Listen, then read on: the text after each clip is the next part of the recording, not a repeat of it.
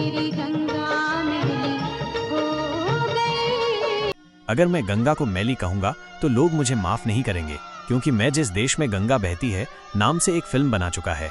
राज कपूर जी ने ये बात संगीतकार रविंद्र जैन से एक दफा कही थी। हाँ कहो राधा, तुम क्या जरूरी बात करना चाहती हो? तब रविंद्र जैन जी ने राज कपूर को जवाब दिया था, राज साहब, राम तेरी गंगा मैली टाइटल को जस्टिफाई करने की जिम्मेदारी मैं लेता हूँ। फिर रविंद्र जैन ने राज कपूर को एक मुखड़ा गाकर सुनाया। वो मुखड़ा क्या था ये भी जानेंगे।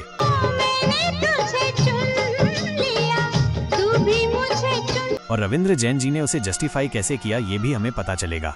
लेकिन फिलहाल यहाँ से हमें कहानी को जरा फ्लैशबैक में ले जाना पड़ेगा। समय है साल 1975 का। मैं ये जानना चाहती हूँ कि जब तुम आईने में देखते हो। ये वो साल था जब रविंद्र जैन की मुलाकात राज कपूर से हुई थी। ये कोई पहली मुलाकात नहीं थी राज कपूर से उनकी। रविंद्र जैन उन दिनों फिल्म दो जासूस का म्यूजिक कंपोज कर रहे थे। रविंद्र जैन ने कुछ गीत तैयार किए थे, वही गीत राज कपूर को सुनाने थे। दो जासूस में राज कपूर के साथ राजेंद्र कुमार जी भी थे। वही रविंद्र जैन को अपने साथ राज कपूर के RK स्टूडियो ले गए थे। इस तरह मौत को गले लगाओगे तो गंगा को कैसे ले जाओगे साहिब? वहाँ रविंद्र जैन ने राज कपूर को वो गीत सुनाए और सभी गीत राज कपूर को पसंद आए। उन्होंने कहा कि गीत बहुत अच्छे बने हैं, इन्हें रिकॉर्ड कर लीजिए। उसके बाद तो राज कपूर से रविंद्र जैन की फोन पर बात होने लगी। रविंद्र जैन उनसे कहते थे कि अपनी किसी फिल्म का संगीत तैयार करने का मौका भी कभी दीजिएगा मुझे। राज कपूर कहते कि तुम्हारे लायक जब भी मेरे पास काम होता मैं खुद तुम्हारे पास आऊंगा। कुछ महीनों बाद दिल्ली में एक शादी हुई। जिनके घर शादी हुई थी वो राज कपूर के भी दोस्त थे और रविंद्र जैन के भी दोस्त थे, यानी ये दोनों वहाँ मेहमान थे। वो इन दोनों के दोस्त बेटी की शादी थी। शादी में संगीत का प्रोग्राम भी रखा गया था। रविंद्र जैन जी ने भी उस प्रोग्राम में एक गीत गाया।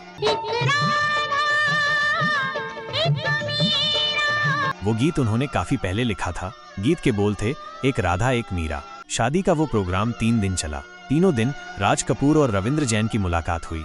रविंद्र जैन के साथ उनकी पत्नी दिव्या जी भी थी। एक दफा राज कपूर ने दिव्या जी से पूछा कि ये गाना आप लोगों ने किसी और को देने की बात तो नहीं की है ना? रविंद्र जैन को भी पता चला कि राज कपूर उस गाने के बारे में पूछताछ कर रहे हैं। रविंद्र जैन ने सोचा कि जाने इस एक गीत का राज कपूर क्या करेंगे। उन्होंने राज कपूर को बताया कि अभी इस गीत के बारे में किसी से बात नहीं हुई है। राज कपूर ने तुरंत ₹1.25 रविंद्र जैन को पेशगी देते हुए कहा, ये गीत मेरा हुआ, इसे मेरे लिए रखो। बॉम्बे लौटने के बाद एक दिन राज कपूर ने रविंद्र जी को बताया कि इस दफा मैं अपनी जन्मदिन पार्टी पूना में करूंगा। उन्होंने रविंद्र जैन को भी पार्टी में आने का न्योता दिया। रविंद्र जी को लगा कि शायद वहां राज कपूर उनसे काम के बारे में कुछ बात करेंगे। वो अपनी पत्नी राज कपूर की पार्टी में शरीक होने पूना गए, लेकिन पार्टी में राज कपूर ने काम के बारे में उनसे कोई बात नहीं की। अगले दिन जब राज कपूर और रविंद्र जैन शाम की चाय साथ पी रहे थे तब राज कपूर ने रविंद्र जैन से एक बात बताई। राज कपूर ने रविंद्र जैन से कहा, मेरे पास अभी कोई कहानी तो नहीं है, लेकिन एक छोटा सा आइडिया है। रामकृष्ण परमहंस जी को तोतापुरी महाराज ने एक ताना मारते हुए कहा था कि राम तेरी गंगा मैली, मैं इस टाइटल पर फिल्म बनाना चाहता हूँ, लेकिन मैं इसे जस्टिफाई कैसे करूँ, क्योंकि मैंने ही जिस देश में गंगा बहती है नाम से फिल्म बनाई है। अब मैं गंगा को मैली कहूंगा तो लोग मुझे माफ नहीं करेंगे। राज कपूर की स्थिति समझकर रविंद्र जैन ने उनसे कहा, राम तेरी गंगा मैली टाइटल को जस्टिफाई करने की जिम्मेदारी मैं लेता हूँ। रविंद्र जैन जी ने पूरे कॉन्फिडेंस से वो बात राज कपूर से कही और उन्हें वो कॉन्फिडेंस इसलिए आया था क्योंकि ठीक उसी वक्त उनके दिमाग में एक मुखड़ा आ चुका था। वो मुखड़ा उन्होंने राज कपूर को वहीं गाकर सुनाया। वो मुखड़ा कुछ इस प्रकार था, गंगा हमारी कहें ये बात रोते रोते, राम तेरी गंगा मैली हो गई पापियों के पाप धोते धोते। राज कपूर को वो मुखड़ा इतना पसंद आया कि उन्होंने फौरन कुर्सी से खड़े होकर रविंद्र जैन जी को गले से लगा लिया और बोले, मेरी समस्या का हल मुझे मिल गया। राज कपूर के जहन में वो गाना भी था जो उन्होंने दिल्ली में ₹1.25 पेशगी देकर रविंद्र जैन से अपने लिए रखने को कहा था, वही जिसके बोल थे, एक राधा एक मीरा। राज कपूर ने इस गीत को राम तेरी गंगा मैली के क्लाइमैक्स में इस्तेमाल करने का फैसला किया। इस तरह राज कपूर ने वहीं रविंद्र जैन को राम तेरी गंगा मैली फिल्म का संगीत कंपोज करने की जिम्मेदारी दे दी। रविंद्र जैन को ही फिल्म के गीत भी लिखने का काम दिया गया। उन्होंने फिल्म के सभी गीत लिखे सिवाय एक को छोड़कर। वो एक गीत जो रविंद्र जैन जी ने नहीं लिखा था वो था सुन साहिबा सुन, प्यार की धुन। वो गीत हसरत जयपुरी जी ने लिखा था। 28 फरवरी 1944 को रविंद्र जैन जी का जन्म हुआ था। रविंद्र जैन जी के हुनर की अनगिनत मिसालें इस फिल्म इंडस्ट्री में भरी पड़ी हैं। सिर्फ राज कपूर और रविंद्र जैन से जुड़ी कुछ और रोचक बातें हम और आप जानेंगे। जैसे रविंद्र जैन कहते थे, राज कपूर खुद भी संगीत के बढ़िया जानकार थे, मगर कभी भी उन्होंने मेरे काम में दखल अंदाजी नहीं की। मैंने भी कभी उन्हें निराश नहीं किया। राम तेरी गंगा मैली फिल्म के निर्माण के वक्त राज कपूर रविंद्र जैन से इतने खुश थे कि एक दफा उन्होंने कहा था कि एक रविंद्र जैन में मुझे शंकर जयकिशन और शैलेंद्र तीनों मिल गए। अब बात करते हैं राज कपूर और रविंद्र जैन जी की पहली मुलाकात के बारे में। उन दिनों कलकत्ता में रविंद्र जैन एक स्कूल में म्यूजिक टीचर हुआ करते थे। उसी दौरान राज कपूर की फिल्म संगम भी रिलीज हुई थी। राज कपूर संगम के प्रमोशन के सिलसिले में कलकत्ता गए थे। उनके साथ शंकर जयकिशन व मुकेश जी भी थे। उस वक्त शंकर जयकिशन व मुकेश जी से तो इनकी नमस्कार हुई थी, लेकिन राज कपूर से कोई मुलाकात या बात नहीं हो सकी थी। कुछ साल बाद रविंद्र जैन भी कलकत्ता से बॉम्बे संगीतकार बनने आ गए। उन्हें कुछ फिल्में मिली भी। उनमें से एक थी 1973 में आई राजश्री प्रोडक्शंस की गीत गाता चल। एक दिन रविंद्र जैन किसी काम से डायरेक्टर प्रोड्यूसर HS रवेल साहब से मिलने उनके घर गए थे। वहीं पर पहली बार राज कपूर से उनकी मुलाकात हुई थी। राज कपूर ने रविंद्र जी से उस दिन काफी बातें की। रविंद्र जी ने राज कपूर को कुछ गीत भी सुनाए थे। उनमें से एक गीत फिल्म गीत गाता चल का था, जिसे रविंद्र जी पहले ही रिकॉर्ड कर चुके थे। वो गीत था श्याम तेरी बंसी पुकारे राधा नाम, लोग करे मीरा को यूं ही बदनाम, सांवरे की बंशी को बजने से काम, राधा का भी श्याम वो तो मीरा का भी श्याम। राज कपूर को ये गाना बहुत पसंद आया था। उन्होंने सोचा भी था कि काश ये गाना उन्हें मिल जाता, मगर वो गाना तो गीत गाता चल फिल्म के लिए रिकॉर्ड किया जा चुका था। राम तेरी गंगा मैली में रविंद्र जैन के काम से राज कपूर इतने खुश हुए कि उन्होंने अपने अगले प्रोजेक्ट या कहिए कि अपने ड्रीम प्रोजेक्ट हिना के संगीत की जिम्मेदारी भी रविंद्र जी को ही दे दी। रविंद्र जैन ने हिना और राज कपूर से जुड़ा एक बड़ा ही दिलचस्प किस्सा एक दफा एक इंटरव्यू में सुनाया था। किस्सा कुछ यूं है कि जब रविंद्र जैन राम तेरी गंगा मैली का म्यूजिक कंपोज करते थे, तब कई दफा राज कपूर से मिलने वो पूना जाया करते थे। वहीं पर राज कपूर और रविंद्र जैन हिना फिल्म के गीतों के बारे में डिस्कशन करते थे। समय गुजरा, राम तेरी गंगा मैली रिलीज हुई और ब्लॉकबस्टर साबित हुई। रविंद्र जैन को और कई प्रोजेक्ट्स मिल गए। रामानंद सागर जी ने भी रामायण का संगीत कंपोज करने का जिम्मा उन्हें दिया और रामायण के संगीत पर रविंद्र जैन जी ने पूरे मन से काम किया। एक दिन रविंद्र जैन राज कपूर से मिलने गए। उस दिन वो रामायण का एक गीत रिकॉर्ड करके गए थे, जो कैकेयी और भरत जी के दृश्य में एक फकीर गाता है। रविंद्र जैन जब राज कपूर से मिले तो बातों ही बातों में रामायण का जिक्र भी आया और उन्होंने राज कपूर को भी वो गाना सुनाया।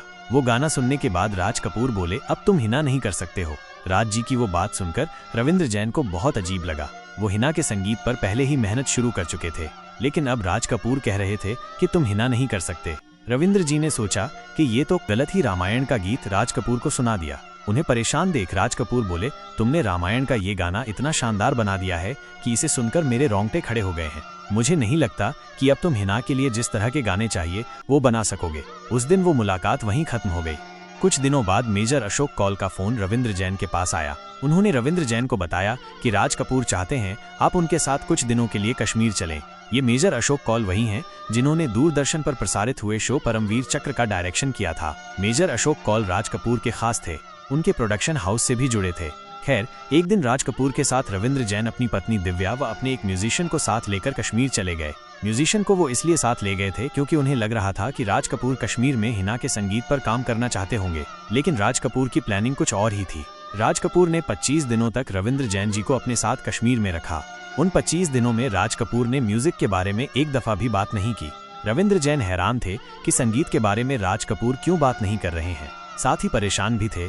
इसलिए परेशान थे क्योंकि वो दूसरे लोगों का काफी काम पेंडिंग छोड़कर राज साहब के साथ कश्मीर गए थे। वो सब लोग भी रविंद्र जी के बॉम्बे वापस लौटने का बेसब्री से इंतजार कर रहे थे। रविंद्र जैन चाहकर भी राज कपूर से कह नहीं पा रहे थे कि अगर संगीत का काम नहीं है तो उन्हें बॉम्बे वापस भेज दिया जाए। राज कपूर ने उन 25 दिनों में रविंद्र जैन जी को ढंग से कश्मीर घुमाया।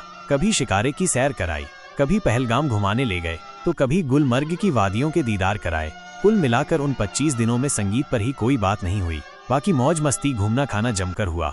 जब रविंद्र जैन कश्मीर से वापस बॉम्बे लौटे तो कुछ दिनों के बाद उन्हें पता चला था कि राज कपूर ने सिर्फ इसलिए उन्हें इतने दिनों तक कश्मीर में रखा था क्योंकि वो चाहते थे कि रविंद्र जैन के दिमाग से रामायण पूरी तरह निकल जाए और उसमें हिना बस जाए।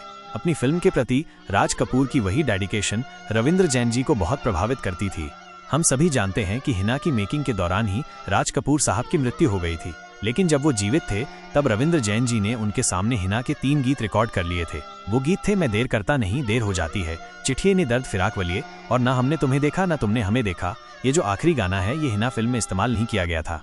एक और बात, रविंद्र जैन जी को राज कपूर प्यार से दादू कहकर बुलाते थे।